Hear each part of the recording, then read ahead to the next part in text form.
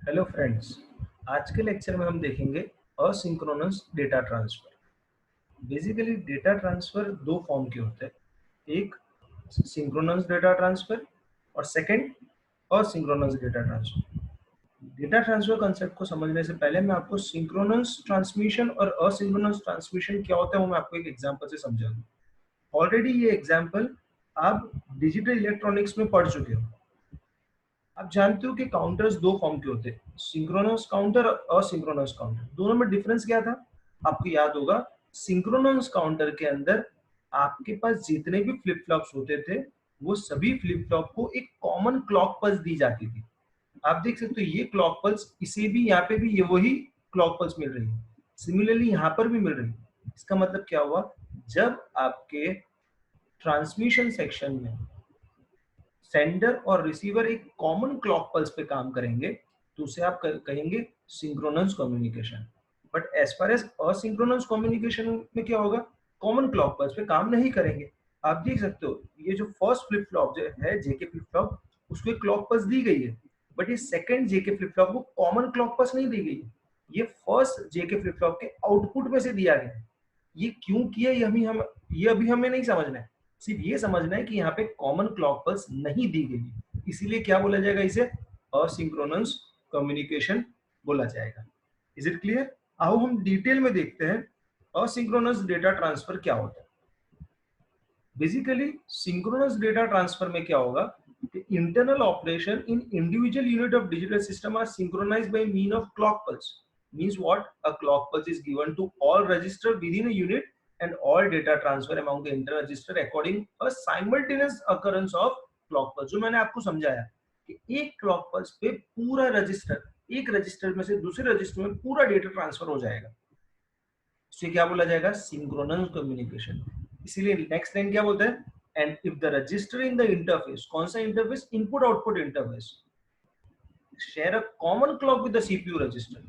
मतलब जो इंटरफेस में इनपुट आउटपुट रजिस्टर अवेलेबल है वहां से कुछ डेटा आपके सीपीयू को मिल रहा है, वो केस में एक ही कॉमन क्लॉक पल्स से पूरा डेटा जो इनपुट आउटपुट रजिस्टर का है वो सीपीयू रजिस्टर को मिल जाएगा। तो इसे बोला जाएगा सिंक्रोनस कम्युनिकेशन या synchronous data transfer. Is it clear? इसका मतलब क्या हुआ कि जब डेटा ट्रांसफर होगा तो कॉमन क्लॉक पल्स होगी, इसलिए सेंडर पूरा डेटा रिसीवर को सेंड कर देगा। बट हाँ, अगर असिंक्रोनस कम्युनिकेशन हुआ तो क्या होगा, आपके पास कॉमन क्लॉक पल्स तो नहीं है, मतलब सेंडर जब डेटा सेंड करेगा रिसीवर को तो न कोई क्लॉक पल्स से उसको सिग्नल मिला है कि मैं डेटा सेंड कर रहा हूँ। तो यहाँ पर कैसे पता चलेगा कि असिंक्रोनस डेटा ट्रांसफर कैसे हो पाएगा? तो सबसे बड़ा प्रॉब्लम यही है असिंक्रोनस डेटा ट्रांसफर में, सेंडर के पास डेटा है और रिसीवर रिसीव करना चाहता है, बट दोनों को पता नहीं है कि सेंडर आया कब सेंड करेगा और रिसीवर कब रिसीव करने के लिए रेडी। तो ये जो सिनेरियो है, ये जो क्वेश्चनरी है, उसको सॉल्व करने के लिए असिंक्रोनस डेटा ट्रांसफर दो टाइप की मेथड्स यूज करता है, और वो है that is strobe and handshaking. Strobe में अगेन बाइफर्केशन है, source initiated transfer as well as destination initiated transfer. Similarly handshaking methodology में भी source initiated transfer and destination initiated transfer. अब आओ देखते हैं हम ये स्ट्रोब और हैंडशेकिंग क्या है। आप देख सकते हो यहाँ पर इन्होंने फिगर के अंदर बताया गया, ये सोर्स यूनिट मतलब ये आपका सेंडर और ये आपका डेस्टिनेशन मतलब रिसीवर। अब डेटा बस में आपके पास डेटा अवेलेबल है, बट आया सोर्स सेंड कर रहे हैं डेस्टिनेशन को कैसे पता चलेगा? तो एक स्ट्रोब नाम की कंट्रोल सिग्नल सेंड की जाएगी। कब सेंड करेगा? जब सोर्स अपना डेटा डेटा बस पे लोड कर देगा, तब सोर्स एक स्ट्रोब कंट्रोल सिग्नल किसे भेजेगा? डेस्टिनेशन को भेजेगा। जैसे ही डेस्टिनेशन को स्ट्रोब कंट्रोल सिग्नल मिलेगी उसको पता लग जाएगा कि सोर्स ने डेटा डेटा बस पे लोड कर दिया है, अब मुझे वो ले लेना चाहिए।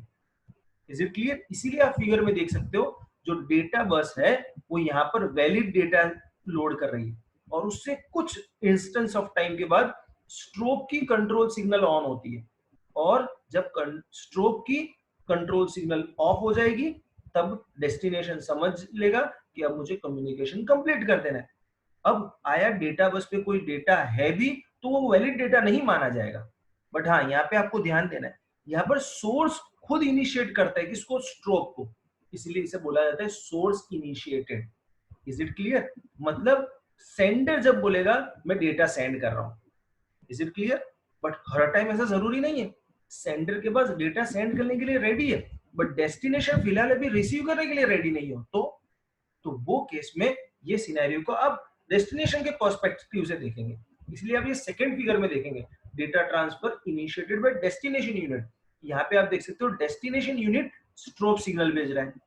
अब ये सोर्स डेटा बस को तो लोड कर देगा, बट डेस्टिनेशन जब उसे स्ट्रोब भेजेगा, स्ट्रोब सिग्नल भेजेगा, कंट्रोल सिग्नल भेजेगा कि now I am ready, you can send the data, तब क्या होगा, ये जो डेटा बस वाला डेटा है उसे डेटा को एक्सेप्ट करने में आएगा।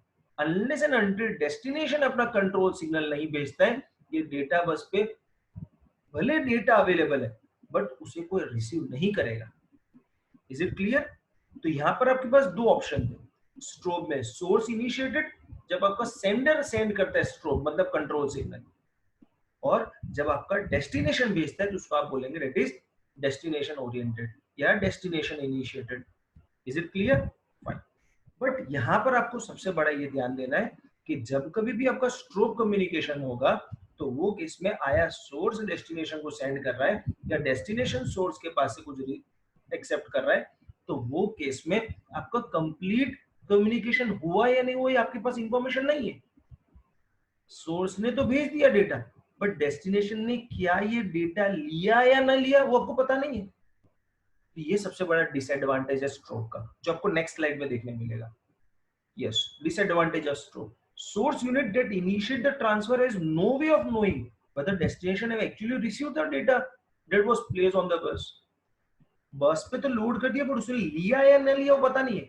लेने के लिए सिग्नल भी भेज देगी, yes you can take it out. Is it clear? Similarly, a destination unit that initiate the transfer has no way of knowing whether the source unit has actually placed the data on a bus or not। वो destination भेज भी देगा strobe और वहां पे data available भी होगा, but आपके पास कोई कंफर्मेशन सेगमेंट नहीं अवेलेबल है। इसीलिए ये लिमिटेशन को रिमूव करने के लिए आपका सेकंड सिनेरियो, वो सेकंड सिनेरियो क्या है, हैंडशेकिंग मेथोडोलॉजी या हैंडशेकिंग मैकेनिज्म। हैंडशेकिंग मैकेनिज्म में क्या होगा, इसको नॉर्मली रिसीवर एक एक्नॉलेजमेंट भी भेजेगा कि मुझे अब डेटा मिल गया। अब एक फिगर से देखते तो आपको ज्यादा पता चलेगा। आप देख सकते हो यहाँ पर सोर्स यूनिट है, डेस्टिनेशन यूनिट है। इससे पहले सिर्फ डेटा बस हुआ था और डेटा वैलिड, डेटा एक्सेप्टेड वाला नहीं था, बट यहाँ पे आपके पास डेटा एक्सेप्टेड भी है, इसलिए टू वे कम्युनिकेशन भी बोला जाता है। डेटा वैलिड को वन वे, डेटा एक्सेप्टेड को सेकंड वे।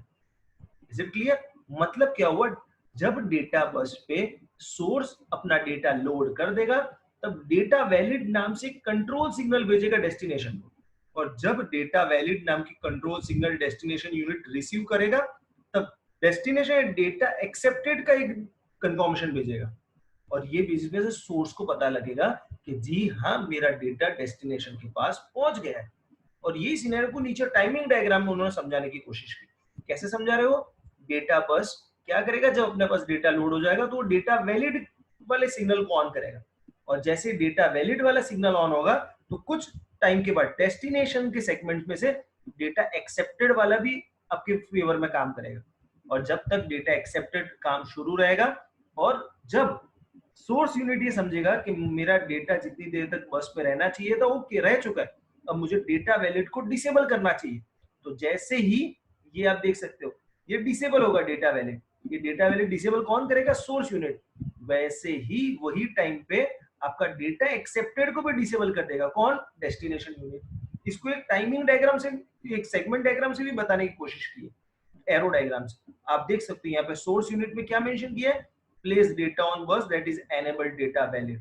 सबसे पहले डेटा वैलिड एनेबल हो जाएगा और वहां से कहां जाएगा, डेस्टिनेशन। डेस्टिनेशन क्या करेगा, enable data accepted. Is it clear? अब जैसे ही एनेबल डेटा एक्सेप्ट हो जाएगा तो कुछ टाइम के बाद क्या हो जाएगा, आप देख सकते हो that is invalidate data on bus, disable data valid, because of bus पे जो डेटा है वो वैलिड नहीं है, भले वो डेटा अवेलेबल है बट वो डेटा वैलिड नहीं माना जाएगा जब आपका सोर्स उसे डेटा डिसेबल या डेटा इनवैलिड की सिग्नल दे देगा, और ये रिसीवर के पास, ये डेस्टिनेशन के पास पहुंचेगा या रिसीवर के पास डिसेबल डेटा एक्सेप्टेड। और वो क्या कर देगा, डेटा एक्सेप्टेड को डिसेबल कर देगा, और फिर से ये कम्युनिकेशन वापस यहीं पहुंचेगा सोर्स यूनिट, और फिर से ये कम्युनिकेशन इनिशिएटेड हो जाएगा। बट हाँ, आपको देखना है डेटा वैलिड वाली सिग्नल कौन भेजता है, ये इनिशिएट कौन कर रहा है, सोर्स कर रहा है, इसलिए इसे क्या बोला जाता है, that is source initiated. Is it clear? Fine. अब आओ देखते हैं हम डेस्टिनेशन इनिशिएटेड कैसे चलता है। Now come destination initiated. Data bus है, बट डेटा वैलिड से पहले कौन सी सिग्नल जाएगी, रेडी फॉर डेटा जाएगी। कौन भेजेगा, डेस्टिनेशन भेजेगा। क्यों, वो बताएगा जी हाँ अब मैं डेटा रिसीव करने के लिए कैपेबल हो चुका हूँ, I am now ready to receive the data, इसलिए वो क्या भेजेगा, रेडी फॉर द डेटा। वहां क्या भेजा जाता था, आप देख सकते हो डेटा वैलिड, डेटा एक्सेप्टेड कब, जब डेटा वैलिड के बाद भेजा जाता था, यहाँ पर रेडी फॉर द डेटा पहले भेजा जाएगा। Is it clear? इसीलिए सिग्नल में देख सकते हो आप रेडी फॉर द डेटा आपको दिख रहा है, और ये कौन इनिशिएट करता है, डेस्टिनेशन। इसलिए यहाँ पर नीचे ग्राफ में देखो आप देख सकते हो पहले डेस्टिनेशन को मेंशन किया गया, that is enable ready for the data, और ये किसे भेजा जाएगा, ये आपके सोर्स यूनिट को। और जैसे ही सोर्स यूनिट देखेगा उसके डेटा बस पे जो डेटा था उसको क्या बोलेगा, ये डेटा वैलिड आप ले सकते हो, इसलिए डेटा वैलिड को एनेबल कर देगा। और जैसे डेटा वैलिड एनेबल करेगा तो डेस्टिनेशन जब तक उसे एक्सेप्ट कर सकता था उसे एक्सेप्ट करेगा, और बाद में क्या कर देगा, disable ready for the data. अब बोलेगा no I am not ready to accept the data, मैं अब नहीं लेने वाला हूँ डेटा। तो जैसे ये इंफॉर्मेशन होगी तो सोर्स भी अपने को क्या कर देगा, that is disable data valid, और ये वापस फिर से यही शुरू हो जाएगा। Is it clear? तो I hope so source initiated handshaking as well as destination initiated handshaking आपको पता चल गया। Is it clear? Okay, fine. But main question, is there any issue with handshaking data transfer concept? क्या यहाँ पर कुछ अभी भी प्रॉब्लम है ये कंसेप्ट में? जी हाँ, क्या प्रॉब्लम है, जब कभी भी आपका सोर्स यूनिट डेटा सेंड करने के लिए सिग्नल दे देता है, वहां से डेटा एक्सेप्टेड भी आ जाता है, और अब ये कम्युनिकेशन शुरू हो गया, और एक कोई एक आइदर सोर्स लेवल से या डेस्टिनेशन लेवल से, जब सोर्स इनिशिएटेड होगा तब हम डेस्टिनेशन लेवल से अगर एक भी सिग्नल यहाँ पे रिसीव नहीं होती तब तक सोर्स यूनिट डायलेमा में होगा कि ये कंफर्मेशन मेरे पास क्यों नहीं आ रहा है, और ये कंफर्मेशन का कितना टाइम तक मुझे राह देखना है, कब तक मैं इंतजार करूंगा कि मुझे मेरे पास कंफर्मेशन आ जाए। अब इसीलिए ये क्या होगा कि काफी देर तक ये वेटिंग स्टेट में पहुंच जाएगा, वेटिंग स्टेट में पहुंच जाएगा। तो इसे लिमिट करने के लिए जो कंसेप्ट यूज होता है वो कंसेप्ट क्या है, that is regarding time out mechanism. Time out mechanism मतलब क्या, कि सोर्स यूनिट एक काउंटर शुरू कर देगी, और वो काउंटर की प्री डिफाइंड वैल्यू होगी कि जब तक ये काउंटर की वैल्यू एक प्री डिफाइंड वैल्यू तक नहीं पहुंच जाती तब तक वेट करेगा, और अगर एक प्री डिफाइंड वैल्यू तक पहुंच जाती है तो काउंटर अपने आप को रीसेट करेगा, और रीसेट करने पे सोर्स इनिशिएटेड होगा तो सोर्स को पता लग जाएगा कि मेरा डेटा डेस्टिनेशन के पास नहीं पहुंचा है, और अगर डेस्टिनेशन इनिशिएटेड होगा तो सोर्स को पता चल जाएगा कि भाई जो डेटा मुझे एक्सेप्ट करना था वो मेरे पास नहीं आ रहा है। Is it clear? ये काउंटर टाइम आउट मैकेनिज्म आपको पता चल गया होगा। मैं फिर से एक और हिंट दे दूं, टाइम आउट मैकेनिज्म में सोर्स इनिशिएटेड होगा तो डेस्टिनेशन डेटा रिसीव नहीं कर रहा है, ये कंफर्मेशन सोर्स को पता चलेगा, ये काउंटर सोर्स के पास होगा, और जब डेस्टिनेशन इनिशिएटेड होगा तो ये काउंटर डेस्टिनेशन के पास होगा ताकि उसको पता लग जाएगा। Is it clear? ओके, तो आई होप सो ये जो आज के लेक्चर में that is asynchronous data transfer में आपको जो डेटा ट्रांसफर की दो मेथोडोलॉजी थी, दैट इज सिंक्रोनस और सिंक्रोनस, वो भी पता लग गया होगा, that is working on common clock pulse and on different clock pulse, और उसके बेसिस पे डिफरेंट क्लॉक पल्स की बेसिस पे दो मेथोडोलॉजी है, that is strobe and handshaking. Strobe के अंदर again source initiated, destination initiated. Strobe में क्या प्रॉब्लम था, आपके पास कंफर्मेशन नहीं आता था, एक्नॉलेजमेंट नहीं आता था, वो मैकेनिज्म को सॉल्व किसने किया, हैंडशेकिंग मैकेनिज्म ने। हैंडशेकिंग में again that is source initiated and destination initiated, उसमें जो मसला था उसको किसने, टाइम आउट मैकेनिज्म ने सॉल्व कर दिया। Is it clear? तो आई होप सो ये लेक्चर आपको अच्छी तरह पता चल गया होगा। इन केस कुछ क्वेरी है तो कमेंट सेक्शन में आप क्वेरी पूछ सकते हैं, और हाँ, लेक्चर को लाइक और चैनल को सब्सक्राइब करना मत भूलिएगा। Okay fine, thank you.